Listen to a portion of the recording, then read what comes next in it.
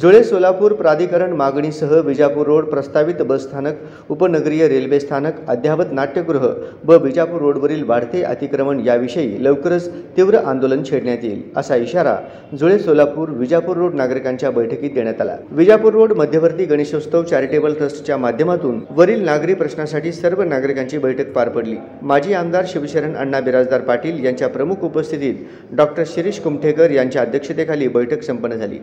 या बैठकीत नागरिकांनी विविध विषयावर तीव्र भावना व्यक्त केल्या। यावेळी व्यासपीठावर अध्यक्ष सुभाष चव्हाण, उपाध्यक्ष डॉक्टर मल्लिकार्जुन तळनळी, ज्येष्ठ पत्रकार प्रशांत जोशी, जुळे सोलापूर साहित्य परिषदेचे अध्यक्ष पद्माकर कुलकर्णी, उत्सव अध्यक्ष महेश देवकर, मधुकर आठवले आदी मान्यवर उपस्थित होते। प्रारंभी निमंत्रक व मध्यवर्ती मंडळाचे विश्वस्त विजयकुमार शाबादी यांनी सर्वांचे स्वागत केले व बैठकीचा विषय नमूद केला।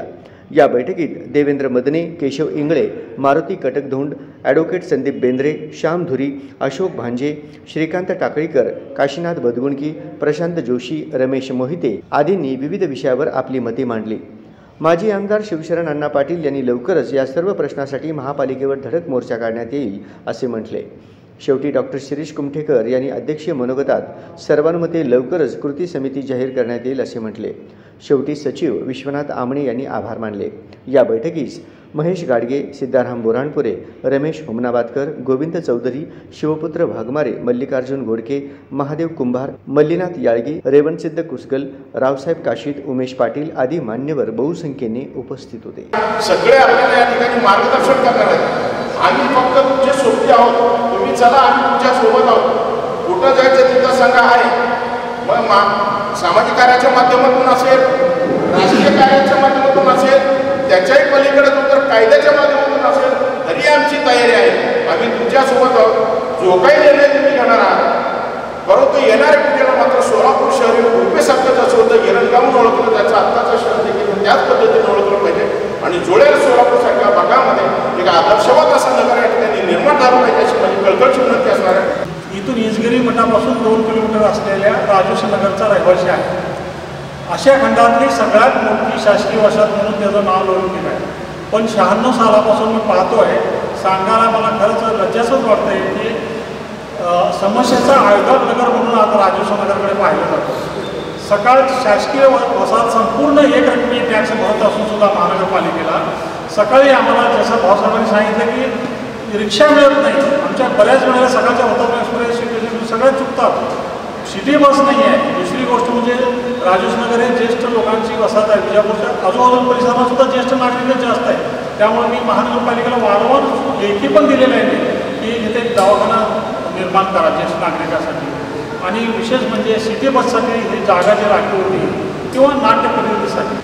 मी गेल्या 4 विकास मंच आहे, सोलापूर विकास मंचच्या माध्यमातून सुद्धा आम्ही काम करून केलं। सोलापूरला आपल्या सोलापुरात नागरिकांना खूप जणांना माहिती नसतं। भारतात चंदीगडनंतर फक्त जुळे सोलापूर ही प्लॅन सिटी। जेवढे महापालिकेचे रस्ते मजबूत आहेत नाही तेवढे जुळे सोलापूरचे रस्ते आज आपले गणात आणि आजही सद्यस्थितीत चांगले आहेत। माझी तर सर्वांना या मंचातून किंवा या माध्यमातून एक विनंती आहे की जुळे सोलापूर स्वतंत्र प्राधिकरणाला मागणी करावी अशी माझी स्पष्ट धारणा आहे। जर कुंभारीसारखी ग्रामपंचायत नगरपंचायत होत असेल, अनगर नगरपंचायत होत असेल, कुंभारी नगरपंचायत होत असेल तर जुळे सोलापूर का नाही? जुळे सोलापूरला स्वतंत्र प्राधिकरण पिंपरी चिंचवडला जसं PMRDA पिंपरी चिंचवड महापालिका नगरपालिका प्राधिकरण दिलं तसं जर जुळे सोलापूरला जर दिलं तर काही प्रॉब्लेम कायदेशीर सर्व आम्ही केशव इंगळे साहेब आहेत, आम्ही आहे त्यापैकी ड्रेनेज लाईन नाही। एवढा मोठा पाऊस आल्यानंतर त्या लोकांनी पूर्ण पाण्यात राहतात। आज नगरसेवक नसल्यामुळे एकही महापालिकेचे हरामखोर अधिकारी ऐकत नाही आणि गेल्या 1.5-2 महिन्यात स्ट्रीट लाईट बंद आहे आपल्याला कोणी बघत नाही। त्या आपण सगळं आता तुम्ही इंगळे साहेबांनी म्हटल्यासारखं आपण सगळ्यांनी उठाव केल्याशिवाय आपल्याला काही मिळणार नाही। आपण कुठं तर जाऊन भेटायला पाहिजे, निवेदन द्यायला पाहिजे। अण्णासारखे की आपले बरेच आता अनुभवी नेते आपल्यासोबत आहेत। मग आपण आपल्या घरात बसतो आणि शेजारच्या लोकांना विचारतो लाईट का बंद आहे। आपण उठाव कधी केल्याशिवाय लाईट चालू होणार आहे की खरोखरच सरांनी सांगितल्याप्रमाणे या भागामध्ये कॉर्पोरेशन जसं आहे ना तिकडे सोलापूरसाठी इथे एक स्वतंत्र कॉर्पोरेशन आम्हाला द्यायला पाहिजे असं माझं म्हणणं आहे की हे कधी होणार आहे हे ज्यावेळी कृती समिती ॲक्टिव्ह होती तेव्हाच ते होणार. जोपर्यंत आपण ॲक्टिव्ह होत नाही, जोपर्यंत आपण आपला एकी दाखवत नाही, आपली शक्ती दाखवत नाही, तोपर्यंत हे होणार नाही. त्यासाठी या कृती समिती फक्त कृती समिती नावापुरता न राहता त्याचं ॲक्टिवनेसपणा हे कंटिन्यू ठेवला पाहिजे. 2-3 महिन्यातून एकदा का होईना मीटिंग घेतली पाहिजे आणि सभा घेऊन आपण वारंवार त्याची समस्या काय आहे हे विचार केला पाहिजे. आत्ताचं राजूनगरचं सुद्धा ते सांगितलं खरोखरच ते सत्य आहे की आम्ही सुद्धा भागात बघतो की बस स्टँड नाही, बस स्टॉप नाही, काहीच नाही, कॉर्पोरेशन बसेस जात नाही. आता बसेस आहेत की नाही हे सुद्धा माहीत नाही. आता असं झालेलं आहे. परिवहन समितीचे चेअरमन आहे तिथं की आता बसेस आहे की नाही मला पण आता माहीत नाही, कारण बसेस दिसतच नाही रस्त्यावर की ही अवस्था झालेली आहे की या ठिकाणी कॉर्पोरेशनला जाग पण येत नाही. आपण आता सगळ्यांनी आता म्हणले तर बघितलं म्हणाले की 40 ते 50% आपण हे देतो, टॅक्स देतो. ज्या पद्धतीने या ठिकाणी कॉर्पोरेशन लक्ष दिला पाहिजे तसं देत नाही. म्हणून माझं एकच विनंती, आपण सर्वांनी पहिल्यांदा एकजूट होऊ आणि त्याला लढा देऊ आणि ज्या काही समस्या आहेत त्या समस्या सर्वांनी 1-2 महिन्यातून एकदा का होईना मीटिंगमध्ये ते व्यक्त करू आणि त्यांच्यासमोर जाऊन बसूया. की आता रेल्वे स्टेशनच्या बाबतीत झालं, गॅससुद्धा आता पाईपलाईन मार्फत यायला पाहिजे. आपण कुठल्या वेळ दिवसाला त्याला फोन करायचा करायला पाहिजे, पण करत नाही. दुर्दैव सोलापूर शहराचं असं दुर्दैव आहे, आपण ज्याला मोठं करतो तेच आम्हाला विसरतो आणि जेव्हा काय नसतं तेव्हा आमच्याकडे काय करायचं. अरे काय करायचं तुमच्याकडे सत्ता सर काय केलं आहे ते सांगा ना. तुम्हाला आम्ही निवडून देतो, तुम्हाला मोठेपणा देतो, घ्या बसा चर्चा करा.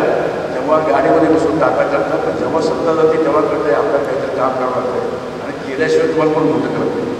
आताही सांगतो मी, ज्यांना नगरसेवकाचे, आमदाराचे, खासदाराचे लोकांपर्यंत जावा, लोकांची कामं करा. नुसता सज्जाला पहिल्या पारा फोटो तुम्ही मोठा होत नाही. मी विजय साहेबांनी जर असलं तर एक खुर्ची पण लावतो, समोर बसतो आणि माझ्या मनात मी समोरच्या दोघांना बोलतो दोन्ही किती टाकत काम करणारे भीत नाही, काम केलं तर भीत नाही, सांगायला भीत नाही आणि माझं चुकलं तर माफी मागायला भीत नाही.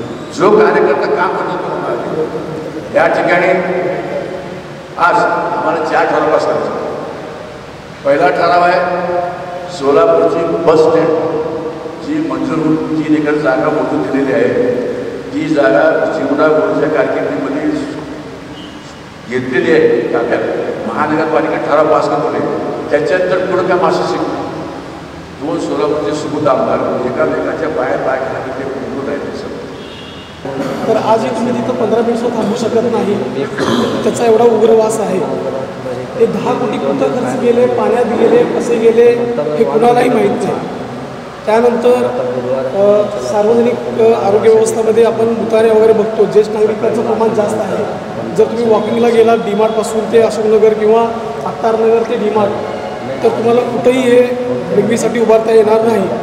आणि ह्याचं सकाळी बरेच लेडीज वगैरे फिरायला जात असतात तर त्यांना त्याची समस्या लगेच म्हणजे ते काही लोक लाजून थांबत नाही. हे ज्येष्ठ नागरिकांचं झालं. बाकी रस्त्याची समस्या सगळीकडेच आहे. 250 ते 300 नगर आहेत धुळे सोलापुरात. कुठलंही नगर सॅटिस्फाय नाही आहे. आपण एवढा टॅक्स देतो. दुसरी गोष्ट महापालिकेने 50 जागा घेतलेली आहे ताब्यामध्ये. 5 ते 6,000 स्क्वेअर फूट जागा आहे. आता ते कार्ड घालायचं तेवढंच रिचार्ज करायचं तेवढंच. तर आता तसेसुद्धा आता आदेश पारित झालेले आहेत त्या संदर्भातले. तर तो सुद्धा मुद्दा आपण आता या ठिकाणी म्हणून पाडला पाहिजे. काल जर समजा एखाद्या घरात 300 रुपयाचं जर बिल येत असेल तर आता ते 350 ते 300 होतात. म्हणजे आपल्याला कळत नाही त्याचा काही अधिभार आहे, काही मीटर चार्जेस लावतात. अननेसेसरी जे रेट आहे तुमच्या समजा जर 200 रुपये जर लाईट बिल येत असेल तर अननेसेसरी खर्च ते 250 रुपयेपर्यंत असेल. म्हणजे ते आपण उगीच भरायचं. हा एक मुद्दा तुम्ही लक्षात येतो तुमच्या अजेंडावर असावा. पक्षी पण पिऊ शकत नाही एवढ्या घाण पद्धतीचं पाणी झालेलं आहे. इथं सर्व दिग्गज मंडळी बसलेली आहेत, पत्रकार मंडळी आहेत, साहित्यिक आहेत, सामाजिक कार्यकर्ते आहेत, वैद्यकीय क्षेत्रातले आहे, शैक्षणिक क्षेत्रातले आहे, सामाजिक क्षेत्रातले. जुळसल्यामध्ये आमचे तक्रार साहेब म्हटल्याप्रमाणे स्वच्छतागृह नाही आहेत. त्याच्यामुळे अनेक रोग होऊ शकतात. माणूस कंट्रोल करतो 1 तास 2 तास. पुरुष मंडळी पुढे झाडात जाऊ शकतात पण महिलांसाठी नाही आहे. दुसरी गोष्ट सार्वजनिक आरोग्यासाठी कुठलंही हॉस्पिटल नाही. प्रायमरी हेल्थ सेंटर सूर्यगावला झालं तर तिथं पण काय जागाच नाही. तिथं जसं डफरीनला आहे किंवा चाकोते हॉस्पिटल आहे तसं जुळे सोलापूरमध्ये किंवा रणगोरला किंवा आपल्या गुरुनानकला झालेले आहेत. असं इकडं आमच्या महिलांसाठी प्रसूतिगृह किंवा महिलांसाठी हॉस्पिटल असावे. दुसरी गोष्ट शैक्षणिक संस्था भरपूर आहेत. अनेक लोक शैक्षणिक संस्था आले म्हणून इकडं स्थायिक झालेले आहेत. खरोखरच बहुतेक जणांनी आपले ज्वलंत प्रश्न या ठिकाणी मांडलेले आहेत. सगळ्यांच्या भावना आपण या ठिकाणी ऐकलेल्या आहेत. ते प्रश्न मांडतानाच असं वाटत होतं की एकदा उठाव आणि लगेच महापालिकेला जाऊन एक धडक मारा. खरंच आता चीड यायला पाहिजे, कारण प्रत्येकाच्या मनात चीड आल्याशिवाय आपण तिथपर्यंत जाणार नाही. एक दिवस करूया आपण. त्याचं सुरुवात म्हणून माझ्या मनात एक संकल्पना, एक आठवड्या 15 दिवसात आपण एक सह्याची मोहीम त्या ठिकाणी ठेवणार आहोत. त्या ठिकाणी नाही साहेब मोर्चाच नाही, एक सुरुवात म्हणून मोर्चा करण्यासाठी ते लोक आले पाहिजे. भाजी विक्रेत्याचा प्रश्न मागाशी झाला, पण भाजी विक्रेते जरी आपल्या फुटपाथवरून जरी बसले असले तरी आता त्यांनी खाली सुद्धा अतिक्रमण सुरू केलं. तिथंच रस्त्यावर भाजी घेणाऱ्या गाड्या तिथंच लावतात. निम्मे वाहनं म्हणजे रात्री एखाद्याचं आहे. मला वाटतं की गेल्या महिन्यामध्ये एक 7-8 ॲक्सिडेंट तर असे चांगल्या पडतात. त्यांचा हाडसुद्धा शिल्लक नसेल. दुसरा प्रश्न असा आहे की 100वा नाट्य संमेलन सोलापूरला झालं जानेवारी महिन्यात. त्यावेळेला आम्ही जवळ सोलापूरमध्ये सांस्कृतिक भावन व्हावं यासाठी प्रश्न मांडला. चंद्रकांत पाटलांनी 3 वेळा सूचना केली, 3 वेळा जाहीर केली कार्यक्रमात की 10 कोटी रुपये देऊ, 10 कोटी रुपये देऊ. गेल्या महिन्यामध्ये अर्थसंकल्प सादर झाला. मी कंटिन्यू बघत होतो 2 तास त्या अर्थसंकल्प. सोलापूरचा नंबर कुठे येतोय त्या 10 कोटीचा. म्हणजे काय झालं, त्यांनी तृतीय पंथानं 30 कोटी रुपये जाहीर केले आणि आपल्याला साध्या 10 कोटी सुद्धा त्यांनी जाहीर केलेलं नाही. म्हणजे आपली अवस्था अशी झाली तृतीय पंथासारखी. त्यांनी घोषणा करायची, आपण टाळ्या वाजवायच्या. त्यांनी घोषणा करायची, आपण टाळ्या वाजवायच्या. हे असं झालेलं आहे. धुळे सोलापूरला खूप समस्या आहे. आता आमच्याकडे ह्या धुळे इथं बसलेले आहेत. या रस्त्याला जर तुम्ही गेला सुशीलनगरच्या रस्त्याला सगळा काही बसलेले असतात. परवाच माझा गाडीला धडक झाली पडलो होतो. मला आठवतं मागची एक बैठक आपण इथं घेतलं होतं. आपल्यापैकी काही जण त्या बैठकीला उपस्थित होते. ते सेवा आपण होता हे करू. काही समस्या आपण त्याच्यामध्ये मांडल्या होत्या. मला वाटतं 6 महिने होऊन गेले असतील. त्या बैठकांमध्ये अनेक समस्या मांडल्या होत्या. आजही अनेक जण समस्या मांडल्या. तेव्हाच्या आणि आत्ताच्या ह्याच्यामध्ये काही फरक आहे असं वाटत नाही. आपलं मत या ठिकाणी मांडलेलं आहे. आता आम्ही काय बोलावं हा प्रश्न नाही आहे. आपण सगळं मिळून त्या प्रश्नाला पुढे न्यायचं आहे. आता समस्या खूप आहेत. तो प्रश्न एकही सुटत असेल त्याला अर्थ नसतो. म्हणून मला एक जराला विनंती अशी आहे, 4 प्रश्न शाबाते मांडलेले आहेत. ते प्रश्न घेऊन एक पहिला निवेदन आपण कलेक्टरला द्यायचं, महापालिकेला आयुला द्यायचं, पोलीस कमिशनरला द्यायचं. मग काय आपण ठरवून इथं निर्णय घ्यायचा आणि त्या दिवशी आपण गेलं पाहिजे. आता समिती कधी नेमणार, मग कधी आपण सह्याची मोहीम घेणार, मग कधी त्या सरकारला किंवा महापालिकेला कळणार कधी काय मागणी आम्हाला आहे. आता पण आपण भाषणं केलो, मागणी केली, चर्चा झाली. आता 6 महिन्यानंतर पण आम्ही या ठिकाणी आलो. निवडणुका होत्या, कमी आजारी होतो, कोण त्यामध्ये असं काय माहिती नाही. कोण असो नसो मिटिंग 1 महिन्याच्या आत झालं पाहिजे, झालं पाहिजे. काय झालं काय नाही त्याचा पाठपुरावा पुढे घेऊन जायला पाहिजे. आता जोशी सरांनी सांगितल्याप्रमाणे आपण ठरवलं 3 म्हणजे 5 माणसं ठरवलं. आपण आपण घ्या. आता वकील आहात तुम्ही, बेंद्रे आहेत, तुम्ही घ्या ना.